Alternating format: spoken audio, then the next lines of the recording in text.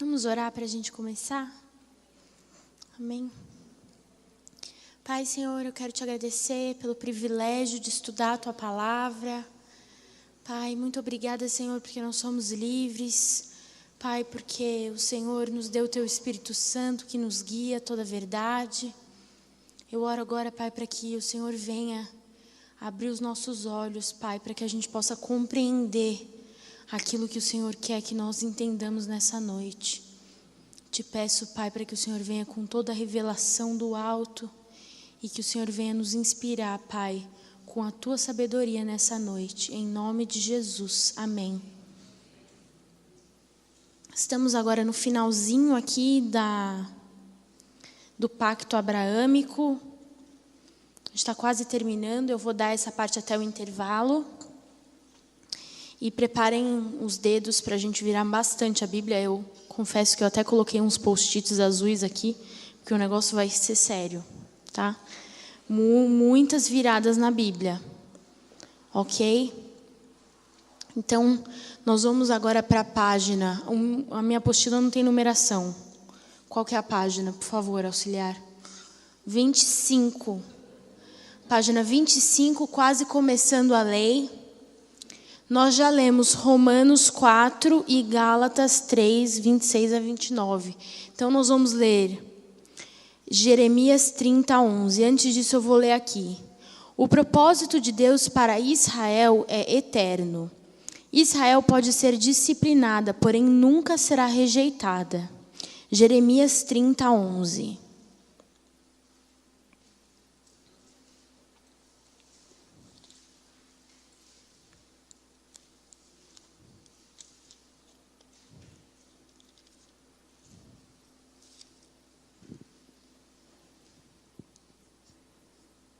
Todo mundo já abriu? Ok. Porque eu estou com você e eu o salvarei, diz o Senhor. Destruirei completamente todas as nações entre as quais eu o dispersei, mas a você não destruirei completamente. Eu o disciplinarei como você merece, não o deixarei impune. Aí agora a gente vai para o 31, 37.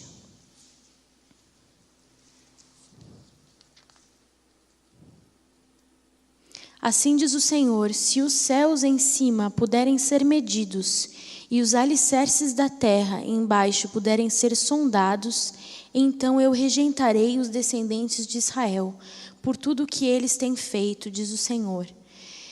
Queridos, a gente percebe em vários momentos da Bíblia que Israel se rebela contra o Senhor e o Senhor não os abandona e os disciplina.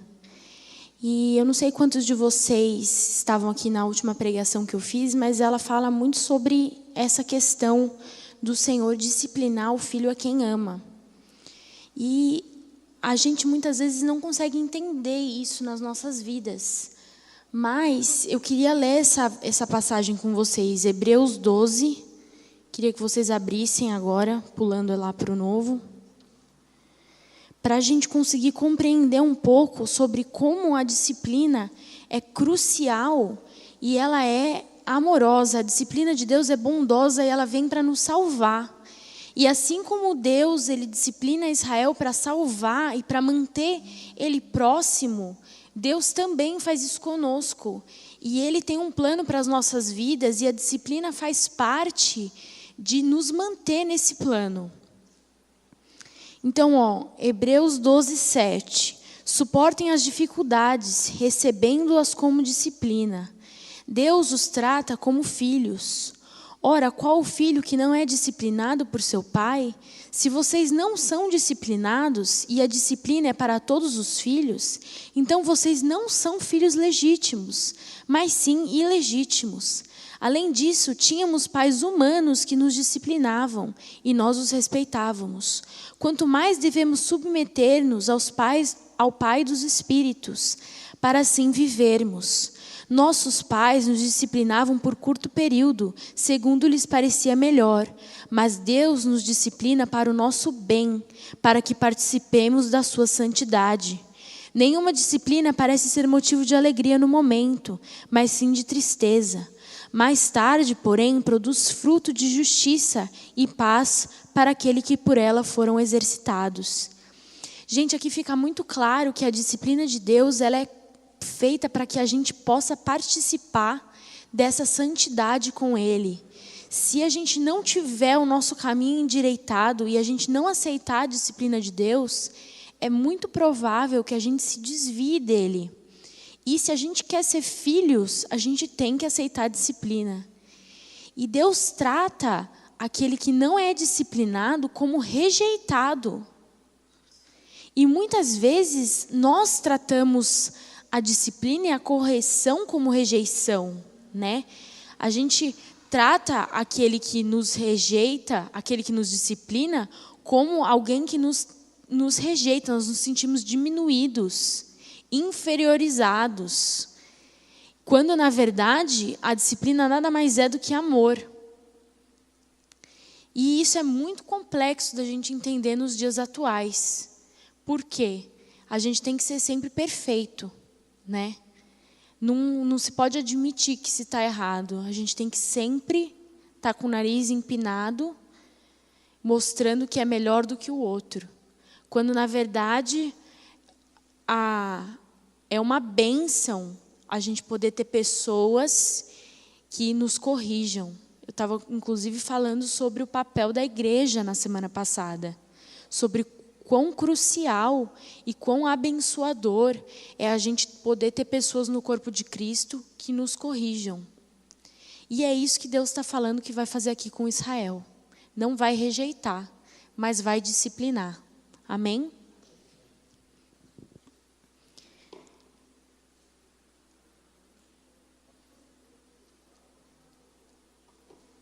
Ok, gente, esse negócio novo aqui do púlpito é muito chique. Olha só, o copo fica perfeitamente encaixado nesse negócio redondo. Amei. Próximo, Deus tem um programa para Israel e outro para a igreja. Os dois não se conflitam, mas se completam. Israel tem um chamado terreno. Isso, gente, é uma coisa muito, muito importante para que você consiga compreender a função da tribulação no Apocalipse. Ok? Tribulação. A tribulação nada mais é do que Deus disciplinando o povo de Israel. E as pessoas que acham que a igreja vai participar da tribulação não conseguiram compreender o que é a tribulação, qual que é o papel da tribulação aqui, terreno. E eu vou deixar o apóstolo Ares falar mais sobre isso em momentos escatológicos, porque ele entende muito mais desse assunto do que eu. Mas é muito importante que a gente entenda que Israel tem um papel terreno crucial aqui, e que esse momento de tribulação vai ser o momento em que eles vão passar por arrependimento. E a igreja, gente, vai estar reinando com Cristo, porque ela tem um papel celestial. É noiva. Entenderam? Tem mais para desenvolver aqui, mas resumindo é isso. Resumindo assim, absolutamente, tá? Porque não falei pouquíssimo sobre isso. Mas falando aqui sobre o papel terreno de Israel. Ezequiel 36, 8 a 11.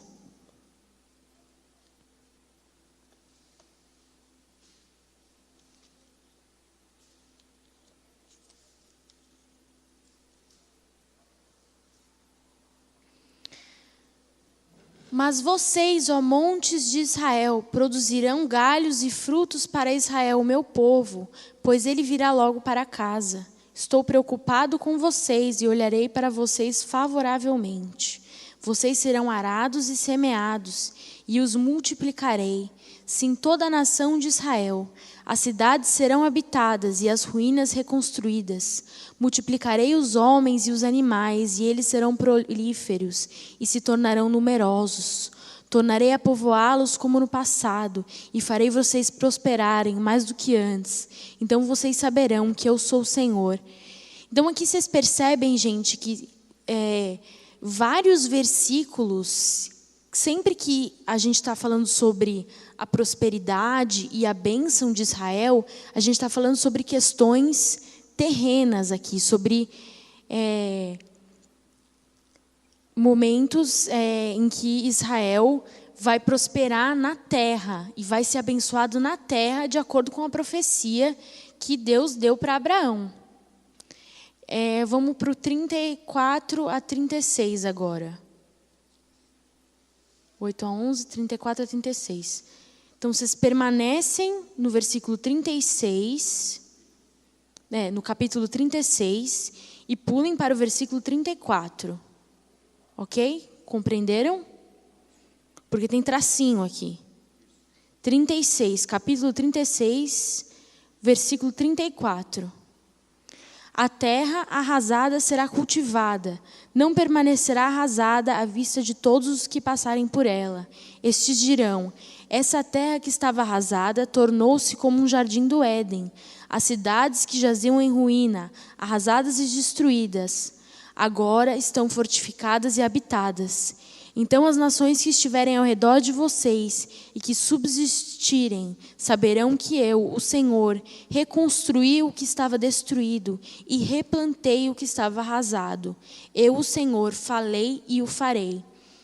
Exatamente, de novo, o Senhor falando que vai cumprir a profecia que fez e que a palavra do Senhor é válida, que a terra vai ser reconstruída, que a terra prometida vai ser habitada, que o Senhor não vai abandonar Israel, que o Senhor não vai rejeitar Israel e que isso vai prosperar de acordo com o que Ele prometeu.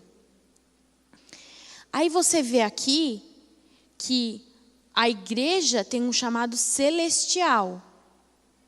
Então, a gente vê uma comparação entre Israel tendo um chamado terreno e a igreja tendo um chamado celestial. Filipenses 3, 20.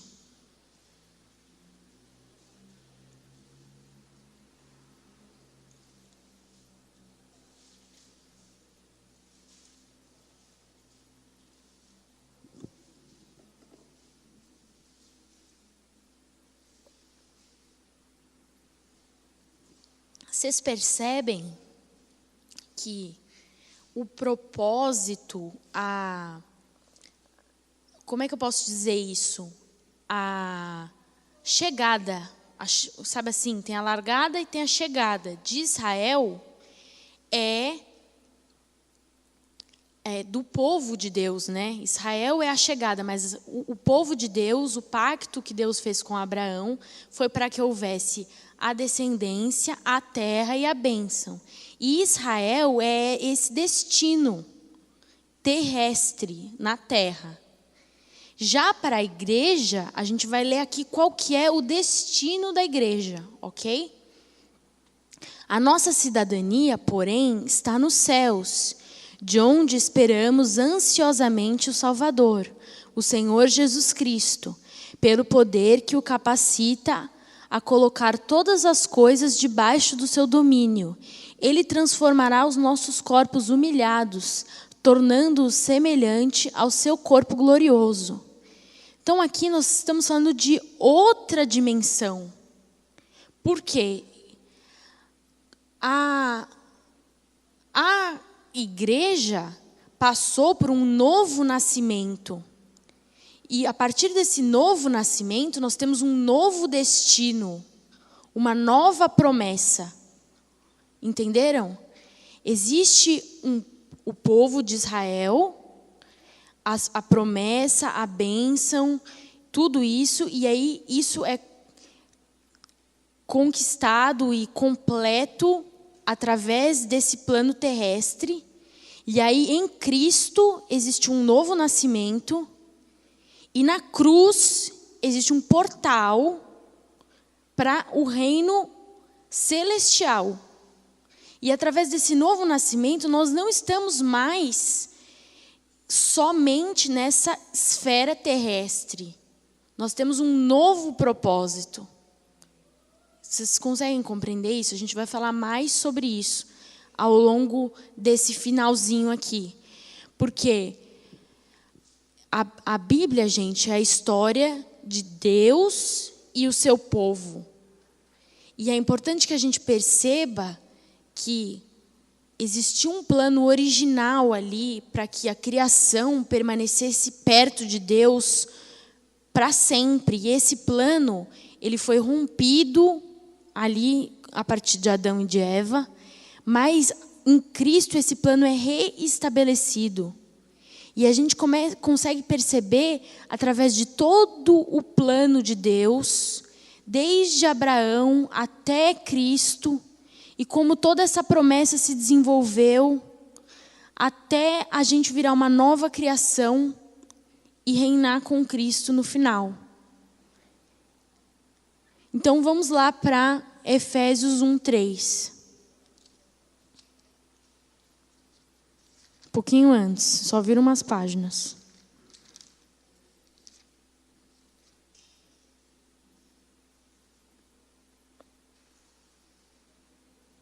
Bendito seja o Deus e Pai do nosso Senhor Jesus Cristo, que nos abençoou com todas as bênçãos espirituais nas regiões celestiais em Cristo. Mais um, antes da gente falar sobre isso. 2:6. Efésios ainda. Deus nos ressuscitou com Cristo e com Ele nos fez assentar nos lugares celestiais em Cristo Jesus. Agora, um pouquinho mais para frente, Colossenses 3:2.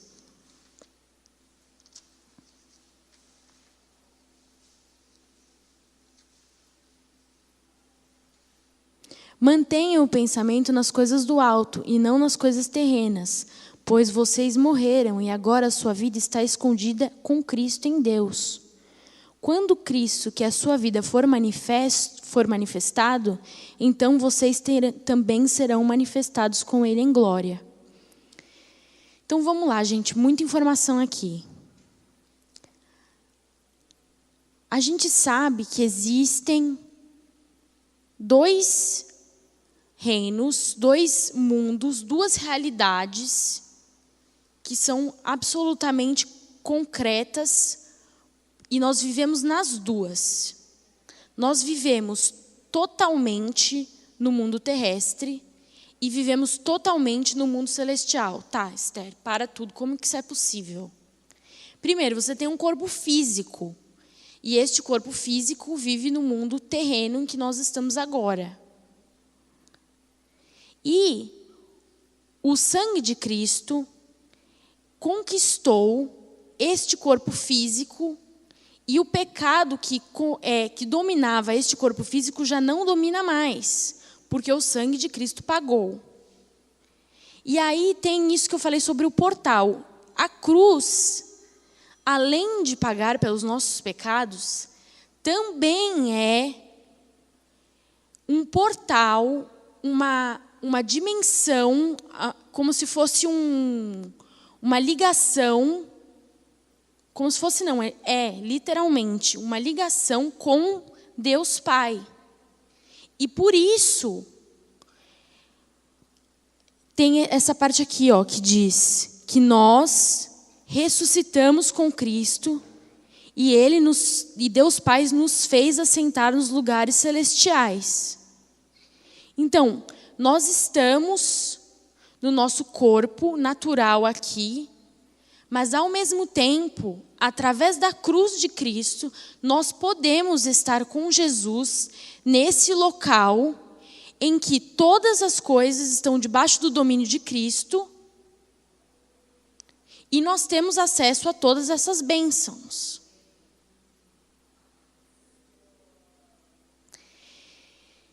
E, queridos, isso é algo que a gente precisa entender em vários níveis. Mentalmente e espiritualmente, para que isso se manifeste no nosso corpo físico. O que eu estou falando aqui para vocês vai um pouco além do que eu estudei, assim, porque a sensação que eu tenho é que o Espírito Santo está meio que sussurrando a coisa aqui para eu falar, entendeu? Uma coisa muito louca, isso nunca aconteceu comigo desse jeito. Mas é muito sério essa questão do novo nascimento. Por quê? O nosso antigo nascimento, a cruz de Cristo, gente, conquistou as bênçãos, tanto no nosso corpo terrestre natural, quanto nessa dimensão espiritual que nós temos que alcançar. Pensa num judeu messiânico. Pensem se vocês fossem uns judeus messiânicos, ou seja, judeus que se converteram. Então, esse judeu, ele está debaixo dessa promessa, ele sabe que Deus deu a bênção, Deus disciplinou o povo, ele sabe que nisso ele é o povo de Deus, mas além dele ter toda essa bênção terrestre, ele recebeu em Cristo um novo nascimento que faz com que hoje ele já possa usufruir dessas bênçãos celestiais. Entendem? E como eu e você fomos enxertados na videira e nós somos considerados como os judeus, nós estamos nessa mesma situação. Nós conquistamos tudo naturalmente, de maneira terrestre, e conquistamos tudo celestialmente, no mundo celestial. E é assim, se você não tiver dimensão disso, o evangelho vai ficar muito pobre na sua vida. Esse novo nascimento, gente, tem que fazer com que você alcance novas bênçãos e novos patamares na sua vida, para que você possa trazer toda a sorte de bênçãos celestiais para a sua vida hoje. Amém? Eu queria ler com vocês esse primeiro texto aqui de Romanos. Romanos 4, 9, 18, que a gente já leu, mas eu queria retomar antes da gente terminar. Porque tem mais um pouco para falar sobre isso.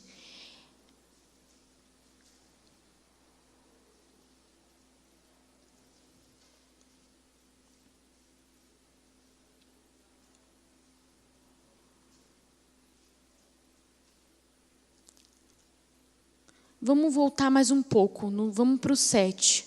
Como são felizes aqueles que têm suas transgressões perdoadas, cujos pecados são apagados. Como é feliz aquele a quem o Senhor não atribui culpa. Destina-se essa felicidade apenas aos circuncisos ou também aos incircuncisos? Já dissemos que no caso de Abraão, a fé lhe foi creditada como justiça. Sob quais circunstâncias, antes ou depois de ter sido circuncidado? Não foi depois, mas antes. Assim ele recebeu a circuncisão como um sinal, como selo da justiça que ele tinha pela fé, mas quando ainda não fora circuncidado. Portanto, ele é pai de todos os que creem, sem terem sido circuncidados, a fim de que a justiça fosse creditada também a eles.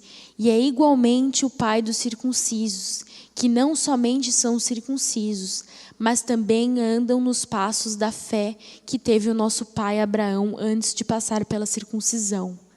Não foi mediante a lei que Abraão e sua descendência receberam a promessa de que ele seria herdeiro do mundo, mas mediante a justiça que vem da fé. Pois se os que vivem pela lei são herdeiros, a fé não tem valor e a promessa é inútil, porque a lei produz ira, e onde a lei não há transgressão. Portanto, a promessa vem pela fé, para que seja de acordo com a graça, e seja assim garantida a toda a descendência de Abraão. não apenas aos que estão sob o regime da lei, mas também aos que têm fé que Abraão teve. Ele é o pai de todos nós, como está escrito: eu os constituí pai de muitas nações. Ele é o nosso pai aos olhos de Deus em que creu, o Deus que dá vida aos mortos e chama à existência coisas que não existem, como se já existissem. Até aqui. Queridos, essa questão aqui de chamar à existência coisas que não existem como se já existissem, fala exatamente sobre o que nós temos que fazer com essa fé que nós temos. Se nós sabemos que nós já conquistamos toda sorte de bênçãos espirituais nos céus e que isso já nos foi dado através do nosso novo nascimento, nós temos que chamar todas essas bênçãos à existência, mesmo que elas não existam aqui no mundo natural, como se elas já existissem. Isso, queridos, é você ver a doença e você já agir como se você tivesse curado. E a gente precisa começar a orar para que esse raciocínio seja enraizado nos nossos corações. Isso é a gente olhar para um incrédulo como se ele já fosse crédulo. Isso tem tudo a ver com a questão que eu estou sempre falando desde a primeira aula, da gente olhar para a nossa vida do final para o começo. Porque a nossa fé, gente, ela não pode só se limitar em crer na cruz como um ato de salvação limitado à salvação dos nossos pecados ali. Se a gente fizer isso, a gente reduz a cruz a algo muito, muito pequeno. E aí, todo o evangelho, ele é muitas vezes perdido nas nossas vidas, porque a gente não consegue exercer a fé de maneira plena. Então, Abraão conseguir olhar para a vida dele e perceber o fim da vida dele e começar a tomar decisões no momento em que ele estava pensando do futuro e daquilo que ele já sabia que ele ia receber para o presente, é algo que eu e você temos que fazer. Em todas as áreas da nossa vida. E a gente precisa começar a olhar para a cruz como algo muito maior do que só esse momento,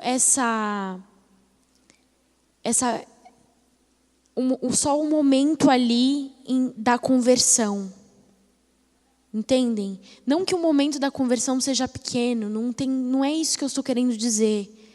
Mas muitas vezes a gente acha que a cruz é algo que a gente só utiliza na hora que a gente creu e se converteu e se arrependeu dos nossos pecados.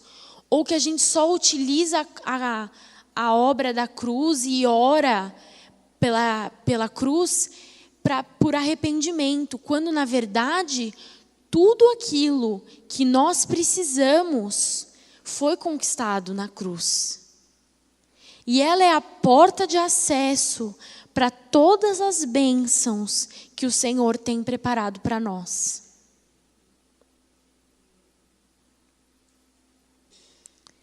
E é essa a mensagem final que eu queria deixar para vocês. A respeito de como que a gente olha para a fé de Abraão e reflete isso nas nossas vidas. Como que o pai da fé pode exemplificar a fé que nós temos que ter. E como que nós temos que ter essa fé numa medida maior a partir do momento que nós temos Cristo. E nós hoje vivemos a plenitude da promessa. Enquanto ele recebeu o início. E nós estamos vivendo a plenitude. E é muito possível que sejamos arrebatados e reinemos com Cristo, amém? Eu creio que eu vou ser essa geração. Não sei quantos anos eu vou viver aqui, mas eu tenho muita convicção de que eu sou a geração que vai ser arrebatada. E que tamanho privilégio. Muitas vezes a gente lê a Bíblia e a gente pensa, uau, né? Ciclano, fulano andou com Jesus. E a gente tem um Espírito Santo que habita em nós. E eu tenho essa convicção de que, a partir do momento que eu tenho o privilégio de ter o Espírito Santo em mim e viver nos últimos dias, eu tenho que usufruir o máximo daquilo que isso me proporciona, para que quando Jesus voltar, eu possa, com convicção, dizer que eu combati o bom combate ali e vivi aquilo que Deus tinha para a minha vida. E para isso a gente precisa começar a ser muito mais profundos no Evangelho. Muito mais ousados, muito mais... agir com muito mais fé. Chamar a existência muito mais do que a gente tem chamado. Amém?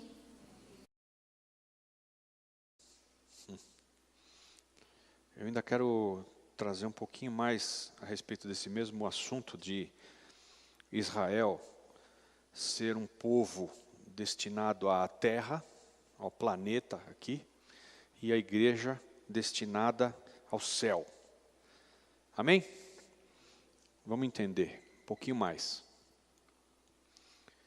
E para isso nós vamos dar uma olhada aqui em alguns outros textos que não estão aí na tua apostila, mas eu preciso deles para que você tenha luz sobre esse assunto. Israel na terra, igreja no céu. O primeiro texto que eu quero ler é esse que está aqui em Evangelho de João, capítulo 1, versículo 12. João 1, 12. Todo mundo sabe de cor. Talvez você não saiba que é João 1, 12, mas você sabe ele de cor. Diz: mas a todos quantos o receberam, deu-lhes o poder de serem feitos filhos de Deus, a saber, aos que creem no seu nome. E aqui ele está no passado, os quais não nasceram do sangue, nem da vontade da carne, nem da vontade do homem, mas de Deus. Nasceram. Já nasceram, né? Está no passado. Mas Deus está falando aqui que Ele deu poder de serem feitos filhos, né? Todos quantos receberam a Jesus não foram feitos filhos.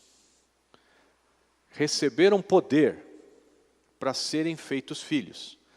E qual é a diferença disso? Você recebeu Jesus, você recebeu poder para ser feito filho.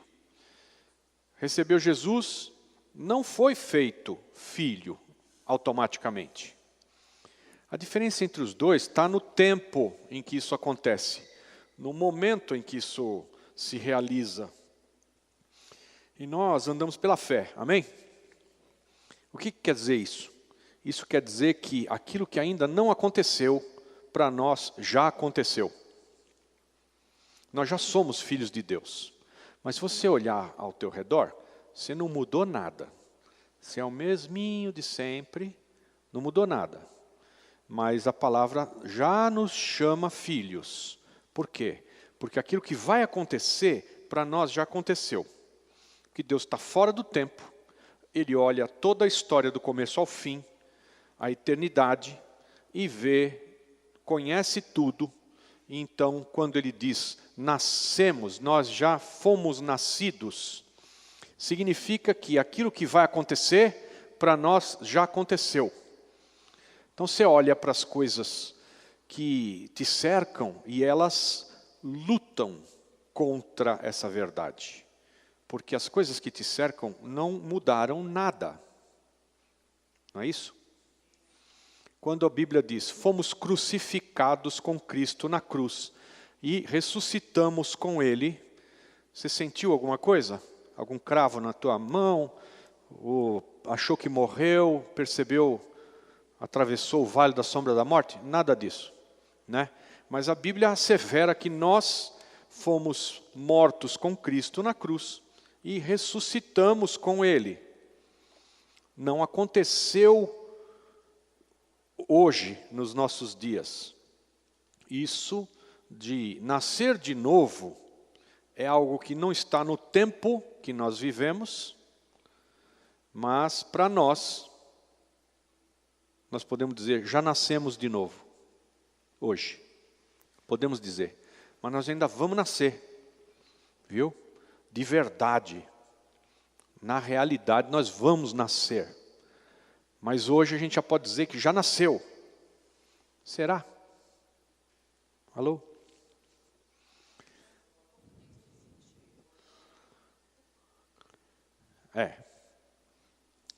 Então, veja só. Outro texto que a nossa apostila nos sugere, está em Gálatas 3, vocês foram lá? Lá na apostila está Gálatas, eu quero voltar nesse texto aí de Gálatas. Vamos aqui. 3, 26. Olha lá. Pois todos vós sois filhos de Deus, mediante a fé. Estão comigo? Gálatas 3, 26. Pois todos vós sois filhos de Deus mediante a fé. Me abaixa um pouquinho, senão eu não consigo gritar, porque eu vou estourar os vidros aqui. Aleluia. Então, como é que você é filho de Deus? É pela fé, né? Porque Deus não te deu um carro novo quando você entrou na faculdade, deu? Não. Então, como é que a gente percebe que é filho de Deus? Como é que a gente tem certeza, como é que a gente sabe isso? Pela fé, né? Então, todos vós sois filhos de Deus mediante a fé em Cristo Jesus. Porque todos quantos fostes batizados em Cristo, de Cristo vos revestistes. Olha para mim aqui, ó. O que é ser batizado em Cristo? Batizado em Cristo é assim. Cristo é o Logos, é a palavra. Amém? Cristo é o Logos de Deus, é a palavra de Deus. Batizar significa mergulhar. Amém? Mergulhar. Então, faz de conta que isso aqui é nós. Eu fui mergulhado em Cristo, na palavra. Estou mergulhado em Cristo. Mergulhado, batizado em Cristo. A palavra declara que nós nos revestimos de Cristo. E quando Deus olha lá de cima, para nós, Ele vê o quê? Cristo. Você está lá dentro de Cristo. Você está envolvido em Cristo. Você está mergulhado em Cristo. E quando Ele olha lá de cima, Ele vê o Filho dEle. E Ele fala, meu filho. Diga para o teu vizinho aí, meu filho.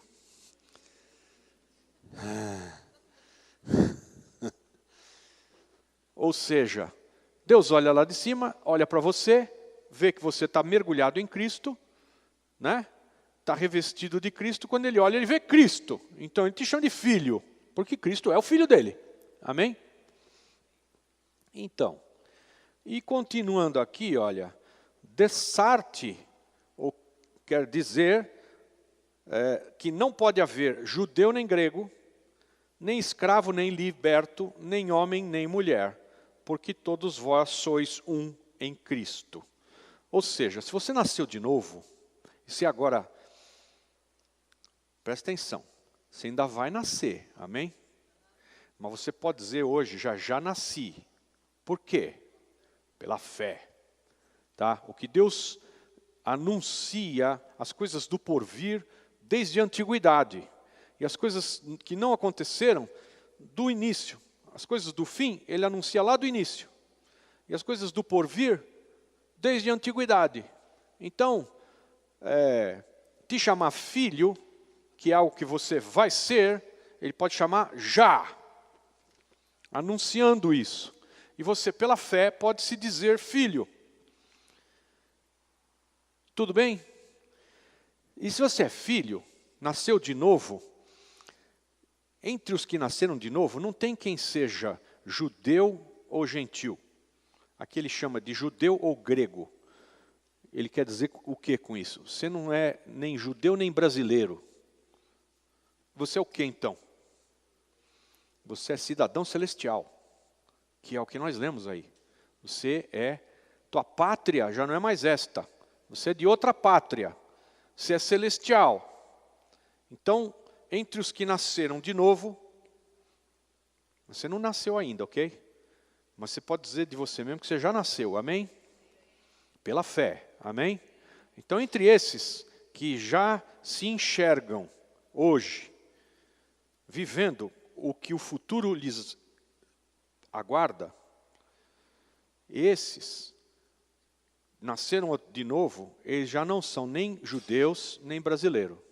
Não existe mais distinção entre, eu sou judeu, eu sou israelita, não, eu sou pagão, gentio, grego aqui diz.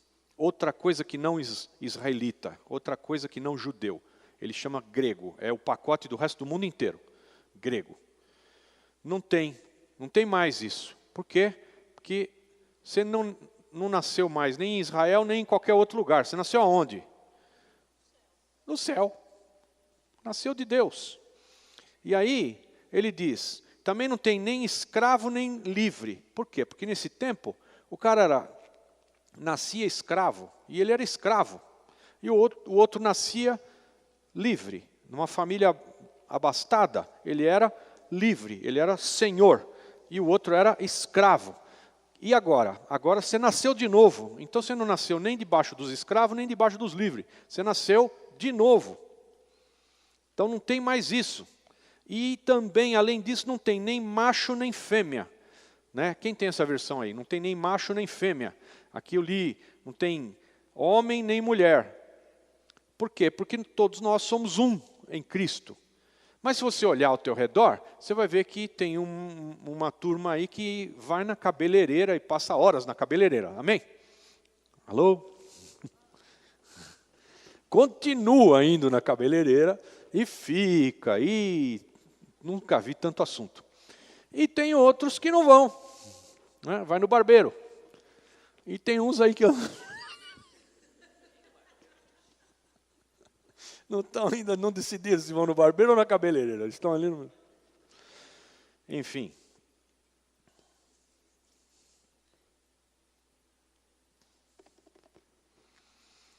Agora nós vamos lá para Apocalipse 12. Abre aí a tua Bíblia, para você entender de uma vez. Segue comigo. O assunto é intrincado, tá? Mas esse assunto que nós vamos ver bastante daqui a uns 4, 5 anos, quando a gente acabar o nosso estudo, Apocalipse, é brincadeira. Agora nós vamos correr um pouco mais. Eu quero te dizer o seguinte, ó. O livro de Gênesis, o primeiro, e o livro de Revelação, Apocalipse, são os principais, tá? E a gente vai sair de Gênesis, vamos entrar em Êxodo e vamos falar da lei, e nós vamos passear na Bíblia, mas nós vamos acelerar e vamos fazer um panorama um pouco mais do alto, e não tão de baixo, porque senão a gente não acaba o curso, né? E o panorama é para te dar uma ideia geral da história toda, e vale muito a pena a gente estudar o começo de todas as coisas, porque é dali que a gente veio, e estudar o fim de todas as coisas, porque é para ali que a gente vai. Então, vamos dar ênfase, já estamos dando no Gênesis, e vamos dar ênfase no Apocalipse. Esse transcurso agora vai ser um pouco mais rápido, tá bom? Só para ter um entendimento. A apostila vai ser atualizada na próxima semana para você continuar da página que estava até a 25. Próxima semana a gente vai te mandar mais. Mas vocês estão lá em Apocalipse 12? Então, isso aqui, gente, o livro de Apocalipse começa assim: revelação de Jesus Cristo que ele deu ao seu servo João para contar para todo mundo. É assim, primeiro versículo, amém? Revelação de Jesus Cristo, né? Esse é um assunto extremamente importante. E Apocalipse fala do porvir, fala do que vai acontecer. Mas nós acabamos de entender que o que vai acontecer, Deus olha e vê hoje. Você vai nascer, mas Deus te olha e já te vê tendo nascido, te chama de filho, pela fé. E nós podemos nos chamar de irmãos pela fé. Mas ainda não aconteceu o novo nascimento no visual, na matéria. Vai acontecer aqui em Apocalipse 12. Presta atenção. Eu vou traduzir Apocalipse 12 para você rapidinho aqui agora, para você entender. Depois a gente esmiuça um pouco mais lá para frente. Viu-se um grande sinal no céu, a saber, uma mulher. Essa é Israel, tá? Uma mulher, é Israel. Vestida do sol, com a lua debaixo dos pés. Tem a lua debaixo dos pés porque o calendário israelita é lunar. Os meses são lastreados em calendário lunar, não é calendário solar. Então ela tem a lua aos seus pés, e uma coroa de 12 estrelas na cabeça, porque são as 12 tribos de Israel que conferem à mulher a sua realeza. Então, Israel é uma mulher, e versículo 2, achando-se grávida, grita com as dores de parto, sofrendo tormentos para dar à luz. Israel, a nação, está grávida e vai dar à luz. Quem é que nasceu de Israel?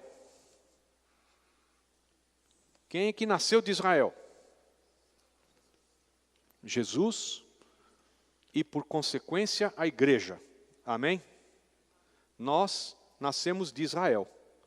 Porque de Israel vieram o apóstolo Pedro, o apóstolo Paulo, toda a igreja primitiva saiu de Israel. Israel deu à luz à igreja, né? O herdeiro, Jesus Cristo, é o primeiro de uma nova geração. E dele vem toda a igreja. Então, a mulher está grávida e ela vai dar à luz. Aí, deixa o diabo para lá. Vamos para o versículo 5. Nasceu-lhe, pois, um filho varão. Quem é ele? É a igreja. Por que eu sei que é a igreja? Nasceu-lhe, pois, um filho varão que há de reger todas as nações com cetro de ferro.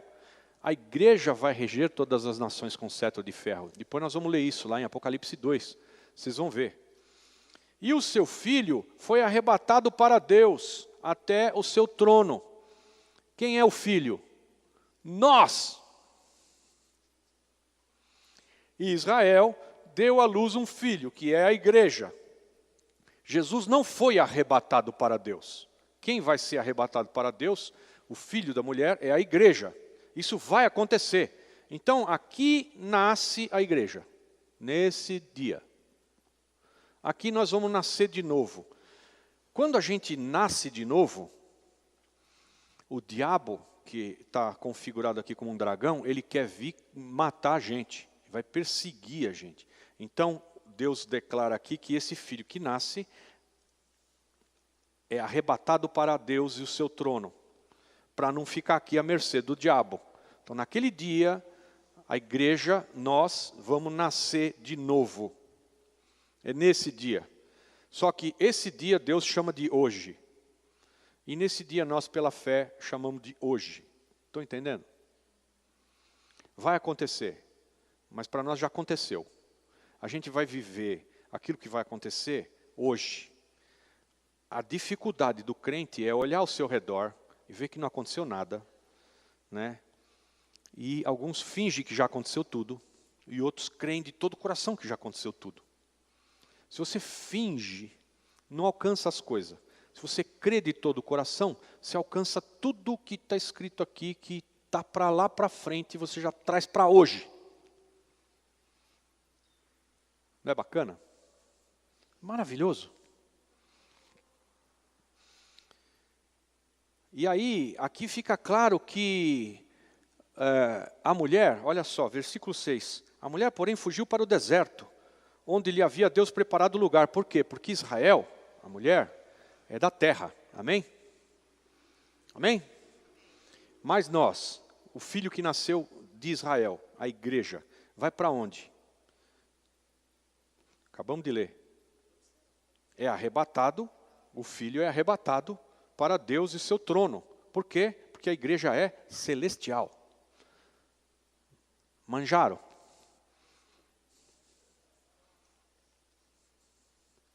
Estão comigo? Virou feijoada?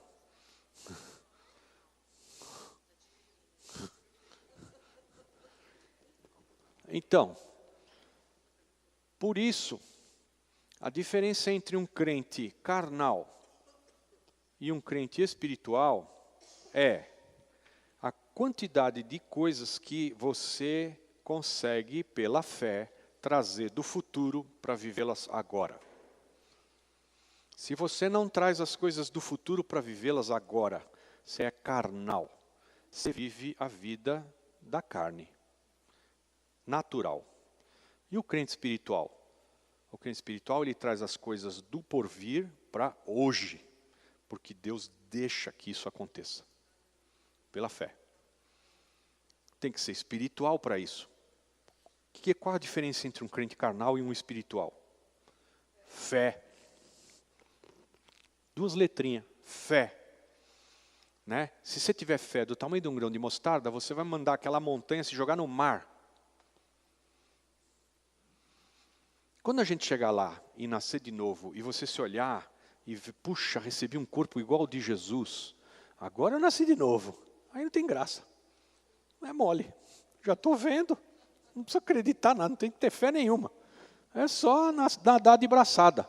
Está tudo bem. O problema é que isso já pode estar disponível para nós.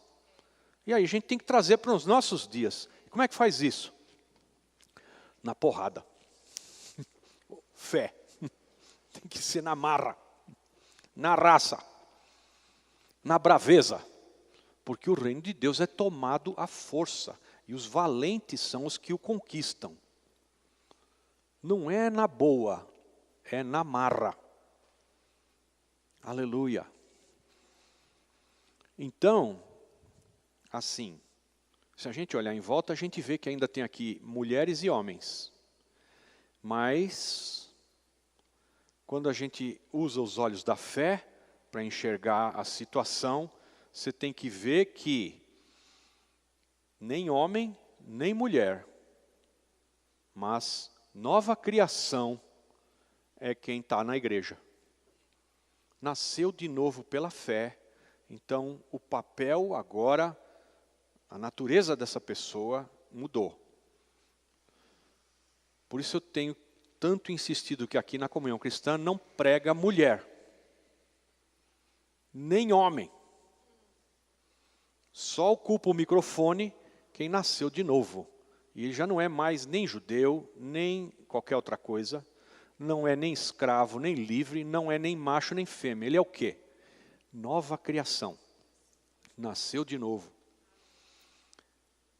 Pô, mas eu continuo penteando o cabelo para o mesmo lado. Né? Eu tinha aquele meu ritual de me enxugar quando eu saio do banho. É primeiro aqui, vamos para cá. Quem tem ritual para se enxugar depois do banho? É, só eu. Você vê que depois de uns anos você já vira a toalha, pá, para cá, já está tudo no jeito. E a gente olha a situação toda e fala, não mudou nada, continuo tendo que me enxugar depois do banho, continuo saindo do banho molhado. Mas, na verdade, pela fé mudou tudo. Pela fé agora você é impermeável. E você entra no banho e sai seco. Amém?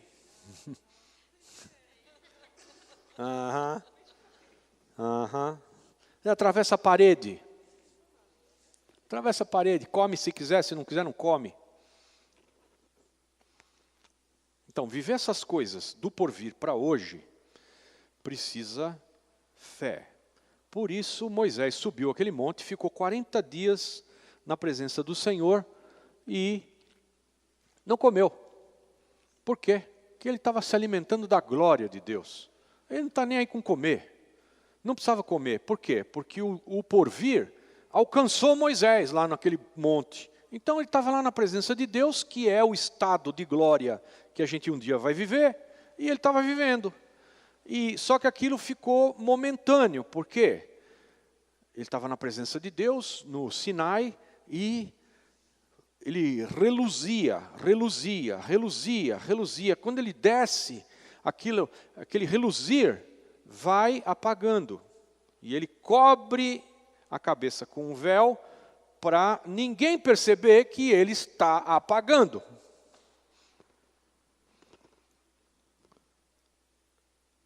Porque, na verdade, quando você sai da presença de Deus e apaga, é melhor ninguém perceber. Então você se esconde. Moisés foi assim. Pegaram. Então a igreja é da terra, vai ser levada para o deserto. Perdão. Israel é da terra, vai ser levado para o deserto. A mulher vai dar à luz a um filho. E o filho, quando Israel dá à luz a esse filho, na verdade é o dia que a gente nasce de novo, que na verdade é o dia que a gente recebe um corpo novo, que na verdade é o dia do arrebatamento. Tá? Esse é o dia. A gente nem fica aqui, já é arrebatado para Deus, porque Deus não nos deixa aqui porque o diabo está a fim de nos devorar. Então não fica. Tchuf!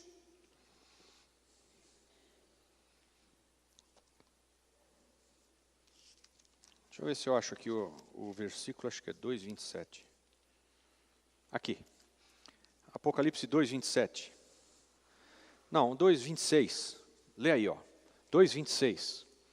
Está no 12, volta para o 2. Ao vencedor e ao que guardar até o fim as minhas obras, eu lhe darei autoridade sobre as nações, e com cetro de ferro as regerá e as reduzirá a pedaços como se fossem objetos de barro. Então quem que vai reger as nações com cetro de ferro? Nós! A igreja. E a resposta imediata, ao longo dos séculos foi Jesus, porque Jesus tem um cetro de ferro. Né? Então, quando você fala que ele regerá, o filho nasceu da mulher, é Jesus, nasceu de Maria, ela que é a mulher. Não. Isso aqui é uma profecia de dupla referência. A mulher, na Bíblia, é Israel. E a mulher dá à luz um filho, que é a igreja. E a igreja, ao vencedor, Deus vai dar autoridade sobre as nações, e a igreja vai reger as nações com cetro de ferro. E como o diabo vem para devorar o filho, a igreja, Deus arrebata. Aqui, ó. Versículo 5. Nasceu-lhe, pois, um filho varão, que há de reger todas as nações com cetro de ferro, e o seu filho foi arrebatado para Deus, até o seu trono. Então a igreja vai para o céu, e Israel vai para Petra, no deserto da Jordânia. Nós vamos chegar lá, tá bom? Petra é uma cidade cavada na rocha, aonde a mulher vai ficar escondida por 1260 dias, como está escrito aí. É lá no deserto. A mulher é levada para o deserto. Israel vai fugir para o deserto, vai para a Jordânia, numa cidade chamada Petra. Amém? Ou cidade rosa. Ela é toda rosada, escavada na rocha. Depois eu mostro para vocês uma. Digita aí no Google, você vai ver Petra. Muito lindo. Pronto. Vamos voltar para a nossa apostila.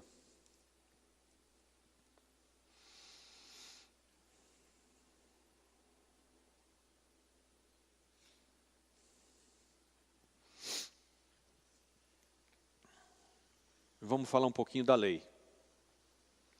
Vamos introduzir o assunto e nas próximas aulas a gente vai estudar um tanto da lei. Não vou ler aqui o que a apostila sugere. Daqui a pouco ela vai dizer ali, leia Levíticos de 1 a 7. Vocês têm que ler Levíticos capítulo 1 ao capítulo 7 em casa.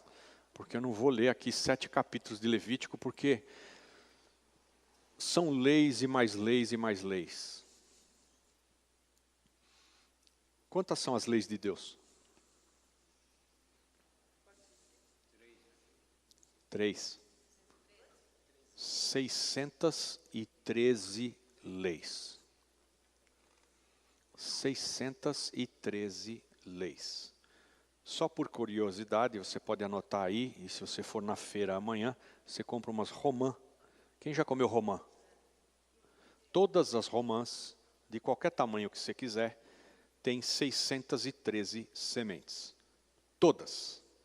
Eu já fui contar, porque eu sou chato.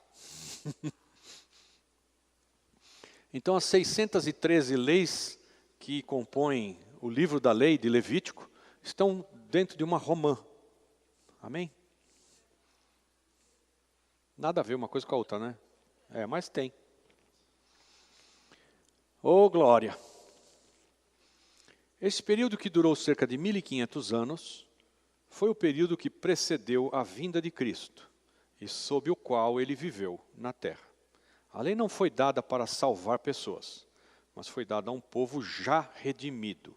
Gênesis 15, 13 e 14. Já vimos. Vamos só rememorar aqui e seguir adiante. Gênesis 15, 13 e 14. Então lhe foi dito: sabe com certeza que a tua posteridade será peregrina em terra alheia, e será reduzida à escravidão, e será afligida por 400 anos. Mas também eu julgarei a gente que tem de sujeitar-se, e depois sairão com grandes riquezas. Ou seja, o povo já tinha sido redimido. Aqui não tinha nada a ver com lei, né? Eles nem tinham sido ainda escravizados no Egito. Mas Deus já estava tratando eles como peregrinos, e depois disso eles seriam livres. Já estavam redimidos. A lei não foi dada para redimir o povo.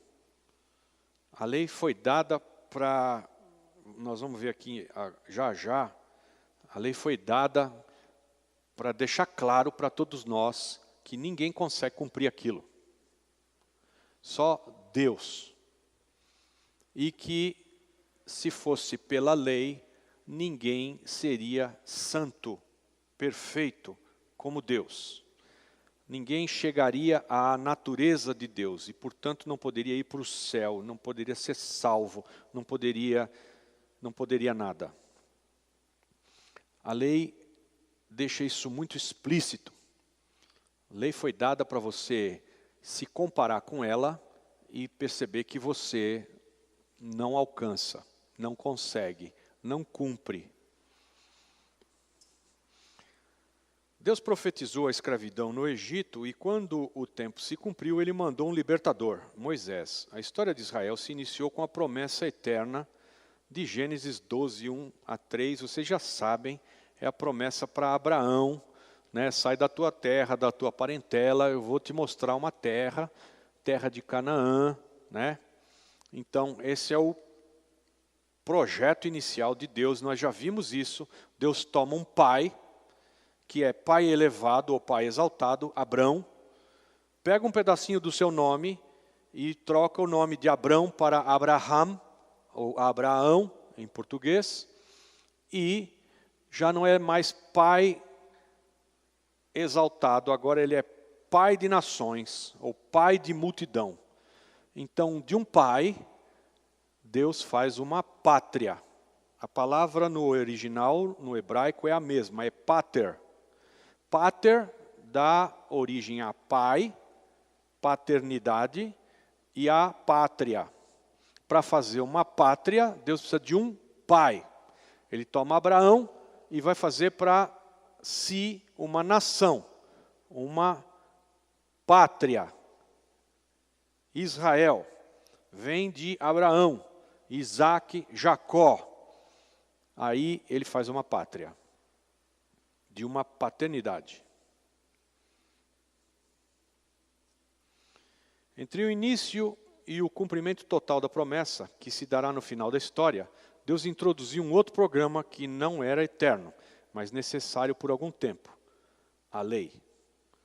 Então, Gálatas 3,19 nós lemos. rememorando aqui,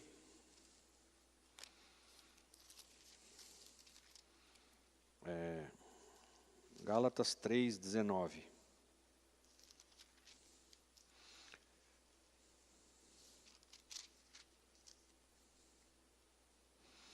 Qual, pois, a razão de ser a lei?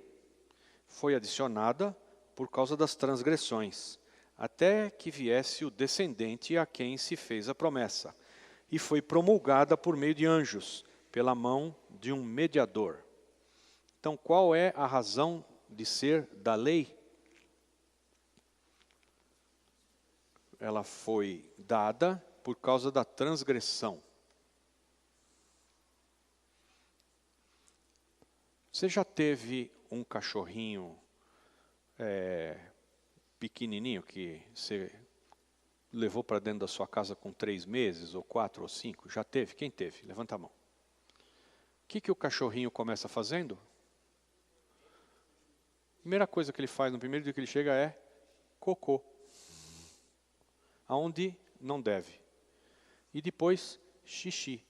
E depois ele passa meses comendo a sua casa. Né? Eu tive que ir com a Esther no shopping comprar cadarços de sapato, que ele comeu os meus. Agora eu tive que mandar comprar 2 controles remotos, que ele comeu o controle remoto do home theater e comeu o controle remoto da televisão. Ele comeu o bico do meu tapete persa. O tapete persa ficou redondo, não tem mais a quina, ele comeu. Vocês acham que eu mudei de assunto? Não estou falando de por que foi dada a lei. Porque isto era uma zona. Era uma balbúrdia. Era transgressão. E era todo mundo criança. A lei é dada para criança. Depois que o filho fica adulto, agora ele já tem Jesus Cristo, a graça, as coisas escritas no seu coração, não precisa mais da lei. Quando a gente pega a criançada, você pega uma criança, se você não tiver pulso firme e você não educar a criança, ela vira um monstrinho. Né? E aí, dentro da casa, tem leis. Você tem que tomar banho. Você tem que falar para a criança, você tem que tomar banho. Para nós, você fala, pô, mas... Quem aqui se escondia debaixo do berço para não ir tomar banho? Levanta a mão aí. 2, 3. Meu filho, Danny Boy, tinha que catar ele lá embaixo do berço. Ele se escondia, não queria saber de banho. Mas tem lei. E a lei deixa clara a transgressão. Aonde não tem lei, não tem transgressão. Né? É que nem está a minha casa hoje lá, não tem lei. O cachorro pode fazer o que ele quiser. Eu falo, eu vou voltar para a casa da minha mãe. Quando esse cachorro morrer, eu volto para cá outra vez. Não aguento mais. Eu já falei com a minha mãe hoje. Falei, mãe, eu vou voltar para cá. Não dá. Tem um cachorro agora que é o príncipe. Ele faz o que quiser. Eu nunca vi. Está sem lei o negócio lá, né? Amém? Mas eu estou aqui me segurando para não brigar. Aleluia. Estou aqui, estou no espírito. Mas, sem lei não tem transgressão. Mas quando chega a lei, qual que diz a lei? Você tem lugar certo para fazer cocô, cachorro. Estou falando com vocês, viu? Não com o meu cachorro. A gente tem que fazer as coisas direito. Tem que ter hora... Né, responsabilidade, tudo bonitinho. E Deus olha para aquilo e fala, nós vamos precisar educar essa criançada. É tudo bebê, não sabe o que tem para fazer, não consegue se comportar, precisa de lei, pulso firme. Para isso é dada a lei, por causa de transgressão. A nação que foi redimida pela fé, através do sangue, na Páscoa, lá no Egito, foi trazida ao Monte Sinai. Eles deviam adorar e se relacionar com Deus, o Deus vivo, que os tinha redimido. mas como crianças espirituais não sabiam a maneira certa. Deus então deu a lei como um pedagogo. A palavra no original em grego é paidagogo, daí vem pedagogia. Então a lei foi dada para orientá-los. A lei foi necessária por causa da imaturidade espiritual da nação. Gálatas, nós estamos lá em Gálatas, né? 3, 23. Mas antes que viesse a fé, estávamos sob a tutela da lei e nela encerrados para essa fé que de futuro haveria de revelar-se. E versículo 26. Pois todos vós sois filhos de Deus mediante a fé em Cristo Jesus. Ou seja, como eu coloquei para vocês, nós andamos aqui ainda profetizando o que vai acontecer conosco um dia, né? E a lei, ela é dada a essa criançada toda, que ainda está até em gestação, né? As nossas obras maravilhosas de hoje é a gente se debatendo dentro da barriga da mulher. Não, porque eu sei, não sabe nada, nem nasceu ainda, mas se acha. Então, o que Deus está falando eu vou dar a lei para que essa turma seja tirada da sua imaturidade. A lei é uma pedagogia. No programa eterno para Israel, ser uma nação abençoada, na qual todas as promessas de Deus serão cumpridas, foi introduzido outro programa temporariamente. A lei foi adicionada por causa das transgressões, até que viesse o descendente a quem se fez a promessa. É que nós lemos. Aí vem Jesus. A lei não é revogada, a lei é cumprida em Jesus Cristo. Essa é a hora que você levanta o braço e fala assim, pastor, tem que guardar o sábado?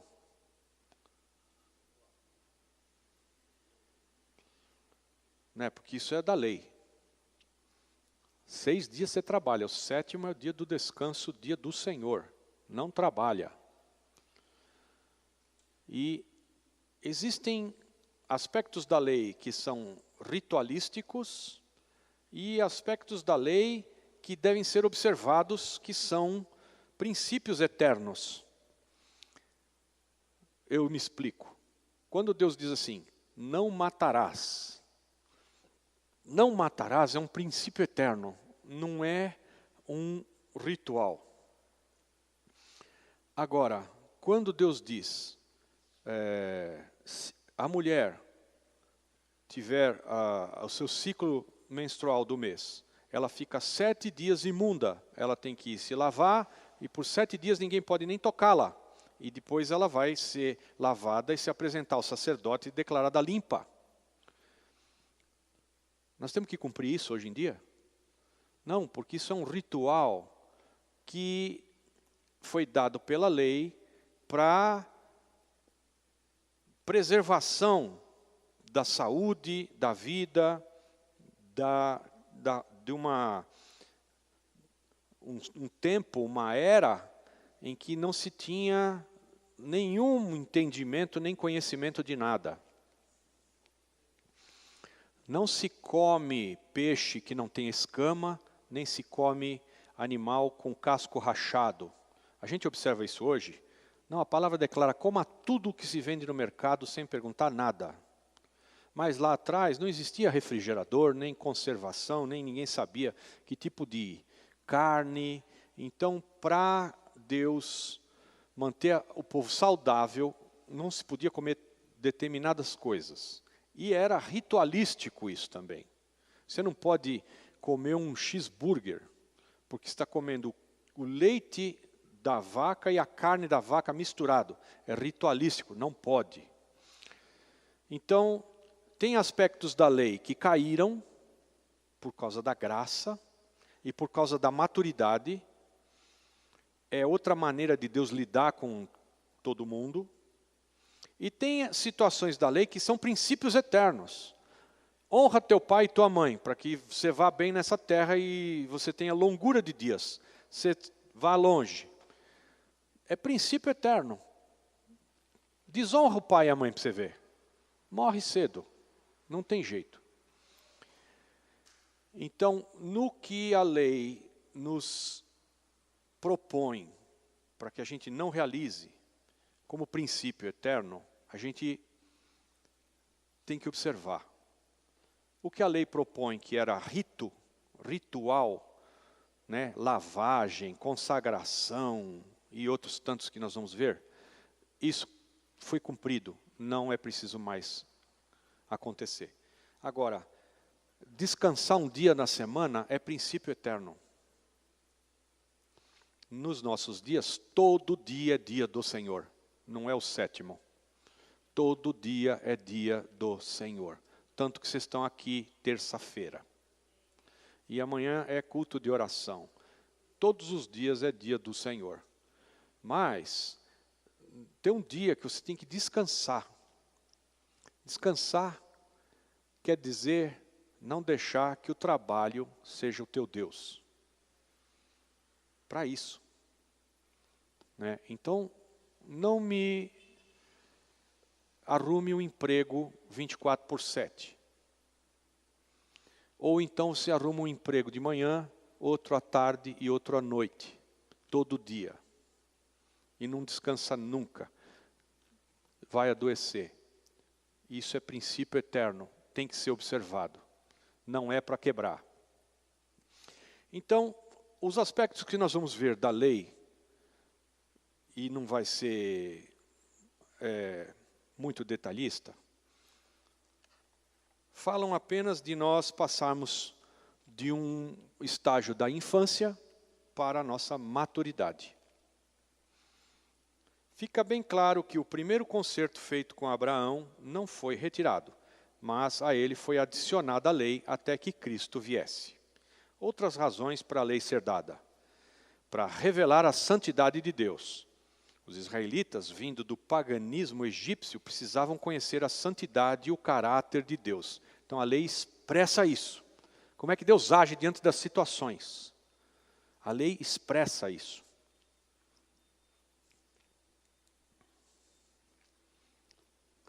Para expor a pecaminosidade do homem. Já lemos, Gálatas 3,19. A lei foi dada por causa da transgressão. A lei reflete a santidade de Deus. A lei revelava o padrão de santidade que Deus requeria dos que tinham comunhão com Ele. Israel tinha sido redimido. E depois, qual o tipo de vida que o Redentor requer? Abra lá em Salmo 24, 3-5. No meio da Bíblia, Salmo.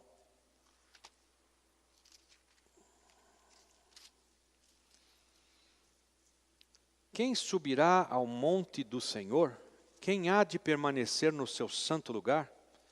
O que é limpo de mãos e puro de coração, que não entrega a sua alma à falsidade, nem jura dolosamente. Este obterá do Senhor a bênção e a justiça do Deus da sua salvação. Amém? Então, qual tipo de vida que o Redentor requer? É estar limpo de mãos e puro de coração. Subir no monte de Deus, andar na presença dEle. Isso que Ele requer.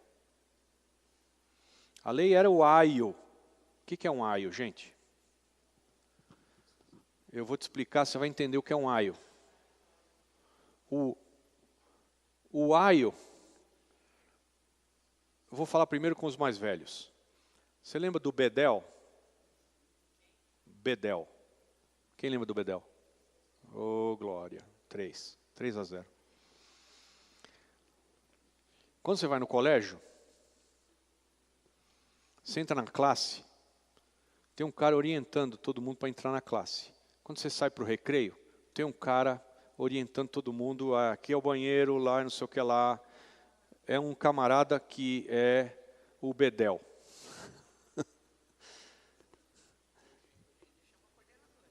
Coordenador. Não é não. Não é não. Como é que chama o bedel hoje em dia? Hã? Inspetor. Inspetor bugiganga. Esse cara aí. Antes era bedel. é um bedel que te apurrinha, que você tem que... Muitas vezes, quando você era pequenininho, eu quero ir no banheiro. Eu não sei o que lá. Pega o bedel, vai com o bedel no banheiro. O cara vai te acompanhando para ver se você não apronta. Um inspetor. Tá? Aio é bedel. Inspetor. Tá? Então, onde que eu estou aqui? Escravo escolhido pelo pai para supervisionar todo o desenvolvimento da criança até a idade considerada adulta. Esse cara é quem cuida de criancinha.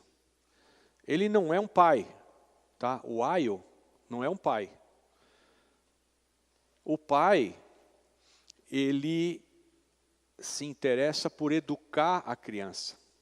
O bedel, o aio, não quer nem saber de educar a criança. Ela quer que a criança ande na linha ou apanha. Ou vai de castigo ou toma pau. O aio, o que cuida, não educa. Ele só tenta manter a ordem num colégio. É que eu estudei num colégio com 5.000 alunos, no Agustiniano, e tinha lá um monte de bedel, cuidando daquela criançada toda para tentar fazer o circo não pegar fogo. Né? E ninguém quer saber de educar o filho dos outros. E nem os padres deixavam que isso acontecesse. Mas eles estavam ali. Nem posso contar a vocês, por motivos éticos, que um dos bedel era assediador de menores, lá no nosso colégio. Que eu só me dei conta disso quando começou esse negócio de assédio tal, porque aí a gente ficou sabendo. Porque quando você é criança, pô, esse cara é estranho, né? Esse que a gente fugia dele. Fugia. Né? Por motivos éticos, eu também não vou falar que foi o seu Luiz, viu? Do Colégio Agustiniano. Filho da mãe, assediava as criancinhas. Pode mandar para o Vaticano isso daí. Agustiniano. A lei era o princípio unificador que fez possível o estabelecimento da nação. Voluntariamente, a nação se submeteu a este princípio. Amém? Vamos terminar lendo Êxodo 19, 5 a 8, esses textos aqui.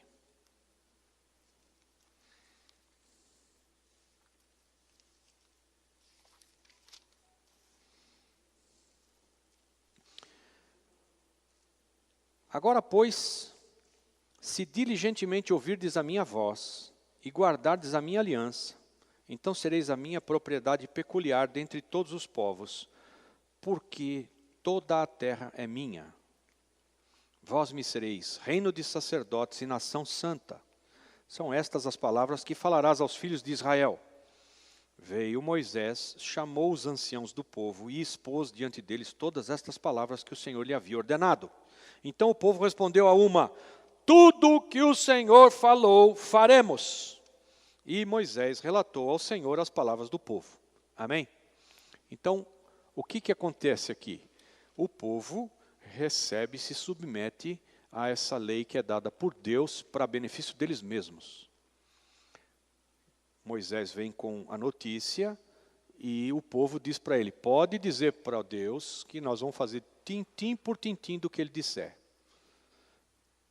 E aí Deus escuta isso e fala o quê? Olha. Então vamos agora em Deuteronômio 5. O que quer dizer Deuteronômio, gente? Alô? Revisão?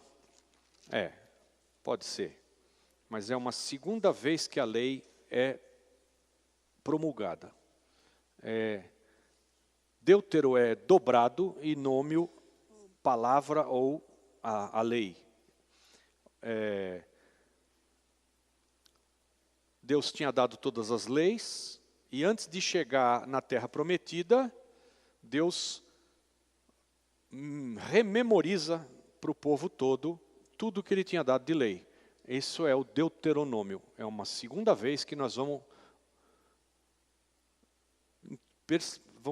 passar todo mundo outra vez a mesma lição de casa para ver se todo mundo entendeu tudo. Né? Outra vez a lei. Deuteronômio é outra vez a lei. Uma segunda vez. 5:27. Chega-te e ouve tudo o que disser o Senhor nosso Deus.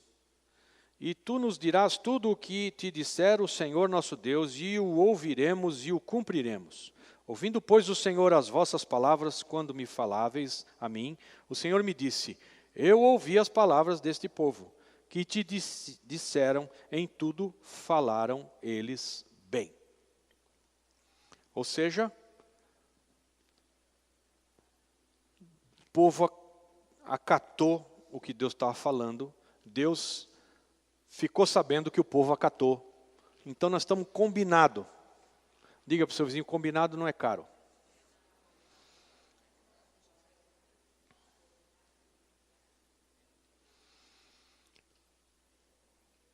Aí no versículo 29, aí, quem dera que eles tivessem tal coração que me temessem e guardassem em todo o tempo todos os meus mandamentos, para que bem lhes fosse a eles e a seus filhos para sempre. Né? O que Deus está falando aqui no versículo 29? Olha, está combinado. É isso que ele está dizendo aqui. Olha, está combinado. Então, está combinado? Ou seja, o que Deus está falando é, ele já estava percebendo que Israel poderia ser infiel com ele. Né? Então, quem dera que eles tivessem tal coração que me temessem e guardassem em todo o tempo todos os meus mandamentos. Amém? Nós vamos em Israel hoje, e Israel guarda a lei. Mas sabe como eles guardam a lei? A lei diz que num sábado você só pode andar à distância de uma pedra. Escuta, é isso que a lei diz. No sábado você só pode andar à distância de uma pedra. Ou seja, o cara pega uma pedra e atira. Usain Bolt, amém? Aonde chega a pedra atirada pela mão de um homem, que pode ser aí, exagerando, aí uns 90 metros, que se atira uma pedra, você pode andar isso no sábado. Não pode andar mais que isso no sábado. Esse é o rito da lei. O que fazem os israelitas? Eles andam com um saco de pedra. E pega e atira uma e vai até lá. Atira mais uma e vão embora. E vai passear até na casa da sogra, almoça com ela e volta. É uma festa. A lei diz que na festa dos tabernáculos, você deve construir uma cabana sem teto e ficar a festa inteira, que é 7 dias, passar uma semana acampado numa cabana que não tem teto, para você olhar as estrelas, ter comunhão com o Pai, apreciar a criação, ter comunhão com Deus, não pensar em mais nada, uma cabana de mato em volta, assim, de arbustos, e você fica lá para um tempo de celebração e de comunhão, de tabernacular com Deus. A palavra tabernacular é habitar. Você vai em Israel e eles montam um tabernáculo no lobby de um hotel 5 estrelas, lá no térreo. Porque a lei não fala exatamente aonde você tem que pôr o tabernáculo, né? Então nós vamos ficar aqui, que tem ar-condicionado, não chove, amém? Fica no Renaissance de Jerusalém, com tudo à mão. Assim não dá, né? Amém.